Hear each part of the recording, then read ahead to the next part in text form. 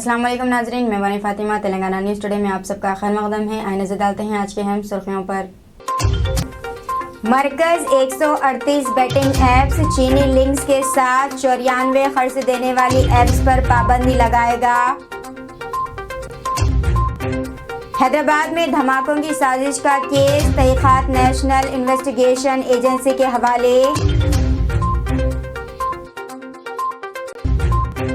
शहर हैदराबाद में माह जनवरी में नशे में गाड़ी चलाने पर 365 अफराद को जेल भेज दिया गया। एक शख्स ममनुआ खांसी के शरबत की 108 बोतलों समेत हुआ गिरफ्तार। हिंदुस्तान में 113 नए कोविड-19 केसेस रिकॉर्ड हुए हैं। इतवार को मरकजी वज़ारत सेहत के आदाद व शुमार के मुताबिक हिंदुस्तान में 113 नए कोरोना वायरस के इन्फेक्शन दर्ज हुए हैं, जबकि फ़ाल केसेस बढ़कर 1,08,017 हो गए। सुबह 8 बजे अपडेट किए गए आदाद व शुमार के मुताबिक मरने वालों की तादाद 5,30,745 है। वज़ारत ने कहा है कि कुल इन्फेक्शन का फ़ीसद, जबकि कौमी कोविड-19 से सेहतियाब होने की शरह बढ़कर 98.81% हो गई है। मरकज़ 138 बेटिंग ऐप चीनी लिंक्स के साथ 94 खर्च देने वाली ऐप्स पर पाबंदी लगाएगा। एक बड़े क्रैकडाउन में मरकज़ी हुकूमत ने फौरी और हंगामी बुनियादों पर 138 बेटिंग ऐप्स और 94 खर्च देने वाली ऐप्स को चीनी लिंक्स पर पाबंदी और ब्लॉक करने का अमल शुरू किया है। आला सरकारी ज़राए ने इतवार को बताया। इलेक्ट्रॉनिक्स और इंफॉर्मेशन टेक्नोलॉजी की वजारत मेटी ने वज़ारत दाखिला MHA की सिफारिशात की बुनियाद पर यह फैसला लिया है। एक शख्स ममनुआ खांसी की शरबत की 108 बोतलों के साथ गिरफ्तार। पुलिस ने महाराष्ट्र के थाने ज़िले में एक शख्स को गिरफ्तार किया है और इसके कब्जे से खांसी की ममनुआ शरबत की 108 बोतलें जब्त की है। एक एहलकार ने इतवार को बताया। एक खुफिया इत्तला पर कार्रवाई करते हुए पुलिस ने 2 फरवरी को मेंबरा के इलाके में जाल बिछाकर 3 अफराद को देखा, जिनके हाथों में थैले थे। मेंबरा पुलिस स्टेशन के असिस्टेंट पुलिस इंस्पेक्टर कारूपाली बोरसे ने बताया है कि पुलिस को देखते ही इनमें से 2 भाग गए, जबकि एक को पकड़ लिया गया। एहलकार ने बताया कि पुलिस ने इसे ममनुआ खांसी की शरबत की 108 बोतलें उठाए हुए पाया था, जिसे इसने फरोख्त करने का मंसूबा बनाया था। ऑल इंडिया मजलिस इत्तेहादुल मुस्लिमीन AIMIM के सरबराह असदुद्दीन ओवैसी इतवार को all India Muslim personal law board की एग्जीक्यूटिव कमेटी की मीटिंग के लिए लखनऊ पहुंचे। ये पूछे जाने पर कि क्या यकसा सिविल कोड पर बातचीत की जाएगी, अवैसी ने कहा मीटिंग के बाद एक प्रेस कॉन्फ्रेंस की जाएगी और बोर्ड के तर्जुमान इस मामले पर तबसरा करेंगे। शहर हैदराबाद में माह जनवरी में नशे में गाड़ी चलाने पर 365 अफराद को जेल भेज दिया गया। एक मुकामी अदालत ने जनवरी के महीने में शहर में नशे की हालत में ड्राइविंग करते हुए पकड़े गए 365 अफराद को कैद की सज़ा सुनाई। हैदराबाद पुलिस ने चेकिंग के दौरान शहर में 3,315 अफराद को पकड़ा और इन सभी को अदालत में पेश किया गया। अदालत ने मुजरिम करार देते हुए 365 अफराद को 1 दिन से 15 दिन तक की मुख्तलिफ कैद की सज़ा सुनाई और वक़िया पर मजमूई तौर पर 94,16,560 रुपये जुर्माना आयद किया। सज़ा पाने वाले तमाम अफराद को जेल भेज दिया गया।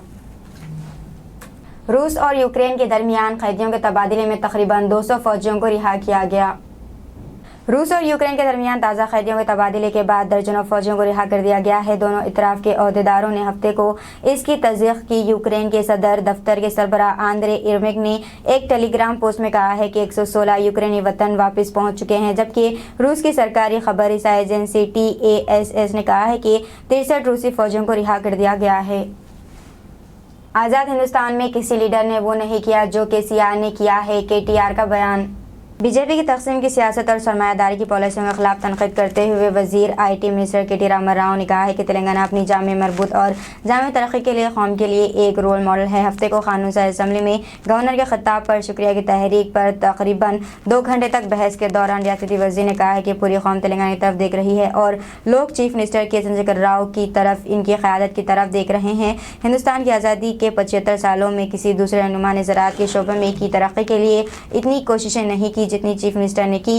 इन्होंने कहा है कि तेलंगाना हुकूमत रहतु बंधु, रहतु बीमा, 24 घंटे मुफ्त बरक़ी की फराहमी और किसान बरदरी के लिए वारफर पानी की फराहमी को नाफिज कर रही है। सिर्फ गैर मामूली विज़न के हामिल गैर मामूली रहनुमा ही ऐसे कारनामे अंजाम दे सकते हैं। कोई वज़ीर आज़म या कोई कौमी रहनुमा किसान बरदरी के लिए इस तरह का इख्तिराई और फलाही प्रोग्राम नहीं लेकर आया। इन्होंने कहा है कि रहतु बंधु प्रोग्राम के तहत 65 लाख किसानों को 65,000 करोड़ की माली इमदाद दी गई। बीजेपी के MLA रघुनंदन राव पर इनके के तबसरों पर तनकीद करते हुए कि किसान बरादरी को 24 घंटे मुफ्त बरक़ी फराहम नहीं की जा रही है। BRS के वर्किंग सदर ने कहा कि रियासत में ज़राई शोबे में बरक़ी के कनेक्शन 19 लाख से बढ़कर 27 लाख हो गए हैं। ఈ రోజు భారతదేశంలోని 28 రాష్ట్రాల్లో ఏ రాష్ట్రంలో కూడా లేదు అని నిర్వివాదంగా బల్లగుద్ది చెప్పే సత్తా ఈ రోజు తెలంగాణ ప్రభుత్వానికి తెలంగాణ ప్రజలకు ఉంది అధ్యక్ష. నల్ల చట్టాలు తెచ్చి 3 వ్యవసాయ చట్టాలు నల్ల చట్టాలు తెచ్చి 700 మంది రైతుల ప్రాణాలు తీసింది ఎవరు అధ్యక్ష ఈ దేశంలో? అట్లాంటి ప్రధానమంత్రి ఇదివరకు ఎవరైనా పనిచేసిండ్రా అధ్యక్ష? ఆ 700 మంది చచ్చిపోయినరంటే నా కోసం చచ్చిపోయినరా అన్న నాయకుడు ఉన్నాడా అధ్యక్ష ఎవరన్నా ఈ దేశంలో ఇదివరకు? ఇప్పుడున్న ప్రధానమంత్రి గారు తప్ప ఎవరున్నారు అధ్యక్ష? ఇంత దుర్మార్గంగా ఇంత అన్యాయంగా మాట్లాడే ప్రధానమంత్రి బహుశా నాకు తెలిసి ఈ దేశంలో కాదు అధ్యక్ష, ఏ దేశంలో ఉండడు. ఇంత అన్యాయంగా రైతుల పట్ల కక్షగట్టినట్టు కసితో ఆఖరికి వాళ్ళ నాయకుడు ఒక ఆయన ఉత్తరప్రదేశ్లోని లక్ష్మీపూర్లో ఆందోళన చేస్తున్న రైతుల మీద జీబులు ఎక్కించి 8 మందిని తొక్కి చంపిన దుర్మార్గులు ఇవాళ హంతకులే సంతాపం చెప్పినట్టు రైతుల గురించి వాళ్ళు మాట్లాడితే వాళ్ళ దగ్గర మేము వినాలా అధ్యక్ష? వీళ్ళు మాట్లాడతారు ఈ శాసనసభలో మేము వినాలా? మా కర్మ అధ్యక్ష ఒక రకంగా చెప్పాలంటే. అధ్యక్ష ఇవాళ మేమేమో రైతు రాజ్యం కావాలంటున్నాం. ఎద్దేడ్చిన వ్యవసాయం బాగుండదు, రైతేడ్చిన రాజ్యం బాగుండదని మేమంటున్నాం. వాళ్ళేమో కార్పొరేట్ రాజ్యం కావాలి అధ్యక్ష, కార్పొరేట్ వ్యవసాయం కావాలా? రైతాంగం ఈ తేడాను గమనించాలా? ఎందుకు డిస్కామ్లు ప్రైవేటీకరించాలి? ఎందుకు డిస్కామ్లను ప్రైవేటీకరించాలి? ఎందుకు మోటార్లకు మీటర్లు పెట్టాలి? ఎందుకు వాటికి లింకు పెట్టి ఈరోజు రాష్ట్రానికి ఇచ్చే అప్పుల్లో కూడా ఫిట్టింగులు పెట్టాలని నేను అడుగుతా ఉన్నా అధ్యక్ష. అబ్ కీ బార్ కిసాన్ సర్కార్ అనే నినాదాన్ని గౌరవనీయులు పెద్దలు కేసీఆర్ గారి నాయకత్వంలో దేశం మొత్తం వినిపిస్తాం. తెలంగాణలో ఏం జరుగుతుందో దేశం మొత్తం చెప్తాం అధ్యక్ష. ఒక రాష్ట్రంలో జరిగినప్పుడు దేశం అంత ఎందుకు జరగది అని ఖచ్చితంగా అడుగుతాం అధ్యక్ష. ప్రజలను జాగరూకులు చేస్తాం అధ్యక్ష. ఆనాడు ఊర్లలో ఎవరైనా చచ్చిపోతే ఫోన్ చేసి బతిమలాడుకునేది అధ్యక్ష ఆ కరెంట్ అధికారులకు. అయ్యా ఒక అర్ధగంట కరెంట్ ఇవ్వండి, బాయికాడికి పోవాలి, స్నానాలు చేయాలి, అంత్యక్రియలకు పోవాలని అడుక్కున్న దౌర్భాగ్యపు పరిస్థితి ఆనాడు వీరి పరిపాలనలో ఉన్నమాట వాస్తవం కాదా అధ్యక్ష? ఇలా వీళ్ళు కూడా మాట్లాడతారా సార్? ఆనాడు వీళ్ళ పరిపాలనలో కరెంటు ఉంటే వార్త, ఈరోజు కరెంటు పోతే వార్త అనేది వాస్తవమా కాదా అని నేను అడుగుతా ఉన్నా. ఇక మా రఘునందన్ గారు చాలా గొంతు దించుకున్నారు కాబట్టి కొన్ని చెప్పాలి అధ్యక్ష. ఆయన చాలా చెప్పిండు అధ్యక్ష. అద్భుతాలు జరిగిపోతున్నాయి బీజేపీ ప్రాంతాల్లో, బీజేపీ రాష్ట్రాల్లో. మోడీ గారు చూమంతరణంగానే మొత్తం అయిపోయింది అన్నాడు. बीजेपी और BRS एक है, रेवंत रेड्डी का बयान। तेलंगाना प्रदेश कांग्रेस कमेटी के सदर और MP रेवंत रेड्डी ने कहा है कि बीजेपी और BRS एक है। हफ्ते के रोज मीडिया के नुमाइंदों से बात करते हुए रेवंत रेड्डी ने गवर्नर डॉक्टर तमिलिसाई सौंदरराजन की जानिब से असेंबली में चीफ मिनिस्टर के चंद्रशेखर राव की तारीफ करने पर तनकीद की। इन्होंने गवर्नर के मौक़िफ़ में अचानक तब्दीली पर सवाल उठाया क्योंकि वो पहले के CR की कारकर्दगी पर तनकीद कर चुकी हैं। TPCC सदर ने कहा है कि वजीर के तरह राव राहुल गांधी के बारे में बात करने के अहल नहीं थे और कांग्रेस के लिए मुल्क के मफादात अहम हैं। इन्होंने कहा है कि ये KCR का आखिरी इलेक्शन होगा। इन्होंने कहा कि KCR ने अवाम और जमहूरियत पर एतमाद खो दिया है। 2003లో ఉన్న పరిస్థితులే 2023లో కూడా ఈ రోజు రాష్ట్రంలో దాపురించినాయి. ఆనాడు ఎదుర్కొన్న విద్యుత్ సంక్షోభం ఈనాడు తెలంగాణ రాష్ట్రం ఎదుర్కొంటుంది. ఆనాడు పేదల యొక్క ఆరోగ్యాన్ని నిర్లక్ష్యం చేసి ప్రభుత్వ ఆసుపత్రులకు వెళ్తే సావే శరణ్యం తప్ప మళ్ళా బ్రతికి ఇంటికి వచ్చే పరిస్థితులు ఎట్లయితే లేవో ఈ రోజు కూడా అదే రకమైన పరిస్థితులు ఉన్నాయి. రైతు రుణమాఫీ జరగకపోవడం వల్ల, పండించిన పంటకు గిట్టుబాటు ధర రాకపోవడం వల్ల రైతుల ఆత్మహత్యలలో 2014 నుంచి 2017 వరకు 2వ స్థానంలో ఉంది. 2017 నుంచి ఇప్పటి వరకు 3వ స్థానంలో దేశంలోనే రైతు ఆత్మహత్యలలో రాష్ట్ర ప్రభుత్వం కేసీఆర్ నాయకత్వం ప్రసిద్ధిగాంచింది. ఇట్లా చెప్పుకుంటూ వెళ్తే నిరుద్యోగ సమస్య తీవ్రత పెరిగిపోయింది. నిరుద్యోగ యువకుల యొక్క ఆత్మహత్యలు పెరిగిపోయినాయి. అమరవీరుల కుటుంబాలు అనాథలుగా మిగిలిపోయినాయి. దళితులు, గిరిజనులు రిజర్వేషన్లు నిరాకరించడం వల్ల తీవ్రమైన సమస్యను ఎదుర్కొంటున్నారు. పోడు భూముల సమస్య అట్లనే ఉన్నది. అసైన్మెంట్ భూముల సమస్య అట్లనే ఉన్నది. ధరణి పోర్టల్ వల్ల విపరీతమైన సమస్యలు వచ్చినాయి.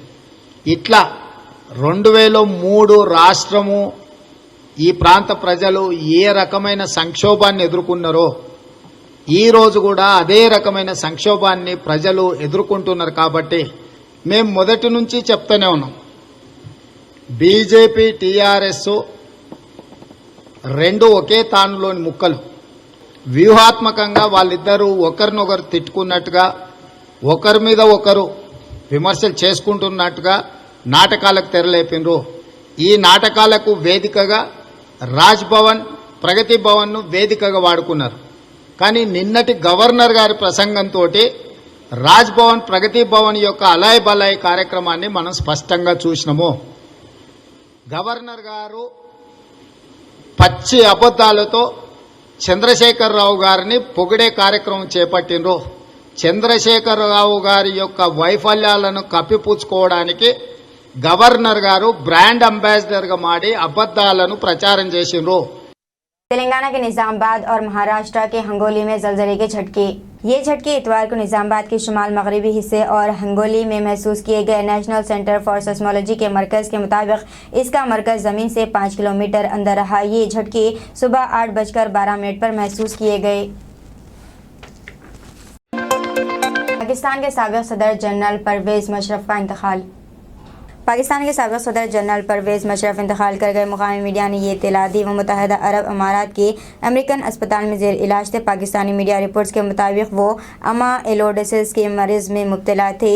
परवेज़ मुशर्रफ पाकिस्तान के 10वें सदर थे। मुशर्रफ ने 12 अक्टूबर 1999 ईस्वी को बतौर रईस अस्करिया मुल्क में फ़ौजी क़ानून नाफिज करने के बाद वज़ीर आज़म नवाज शरीफ को जबरन माज़ूल कर दिया और फिर 20 जून 2001 को एक सदारती इस्तेवाब राय के ज़रिए सदर का ओहदा इख्तियार किया, जिससे क़ब्ल आप मुल्क के चीफ एग्जीक्यूटिव कहलाते थे। मुशर्रफ ने 18 अगस्त 2008 ईस्वी को कौम से अपने खिताब के दौरान में अपने इस्तीफ़े का ऐलान किया। इन्होंने मुतवातिर आइन की कई खिलाफ वर्जियाँ की और आला ऐलान इसको माना। 17 दिसंबर 2019 ईस्वी को पाकिस्तान की खुसूसी अदालत ने गद्दारी के इल्ज़ामात के तहत इन्हें सज़ाए मौत सुनाई। हैदराबाद में धमाकों की साजिश का केस तहक़ीक़ात नेशनल इन्वेस्टिगेशन एजेंसी के हवाले। नेशनल इन्वेस्टिगेशन एजेंसी ने हैदराबाद धमाकों की साजिश के मामले में मुकदमा दर्ज किया है। मरकज़ी वज़ारत दाखिला ने इस केस की तहक़ीक़ात NIA के हवाले कर दी है। इल्ज़ाम है कि इन नौजवानों ने गुज़िश्ता साल दशहरे के मौके पर शहर के मसरूफ़ इलाक़ों में धमाके करने की साजिश रची थी, जिसे सिटी पुलिस ने नाकाम बना दिया। जाहिद, मुआज़ हसन, फ़ारूक और मोहम्मद समीउद्दीन को पुलिस ने गिरफ्तार किया था और इनके पास से 4 दस्ती बम, 5.50 लाख रुपये नकद रकम और 5 मोबाइल फ़ोन जब्त किए गए थे। पुलिस ने इंकशाफ किया था कि दस्ती बम पाकिस्तान से नेपाल के रास्ते मनोहर आबाद लाए गए थे। मुलज़िमीन फ़िलहाल चंचलगुड़े जेल में रिमांड पर है। KTR का कहना है कि दलित बंधु का मुताला करने के लिए CESS रियासती हुकूमत ने centre for economic and social studies को दलित बंधु की सरमायाकारी की वापसी पर एक मुताला करने और रिपोर्ट पेश करने का काम सौंपा है। सनत के वज़ीर KT रामाराव ने हफ्ते को असम्बली में कहा है कि 38,851 यूनिट्स पहले ही ग्राउंड किए गए थे, जिनमें से 16,000 सिर्फ हुजराबाद में थे। रियासती हुकूमत ने दलित बंधु पर 3,800 करोड़ रुपए खर्च किए और अगस्त में इस स्कीम को मुतारफ़ हुए 2 साल हो जाएंगे। एक दलित सुलेमान का इनेकाद किया जाएगा, जिसमें दलित बहबूद पर काम करने वाले माहिरीन को मदऊ किया जाएगा। दीजिए नाज़रीन, मरियम फातिमा को इजाज़त। मिलते हैं अगले न्यूज़ बुलेटिन में। साथ ही साथ हमारे चैनल को लाइक, शेयर और सब्सक्राइब करना ना भूलें। अल्लाह हाफिज़।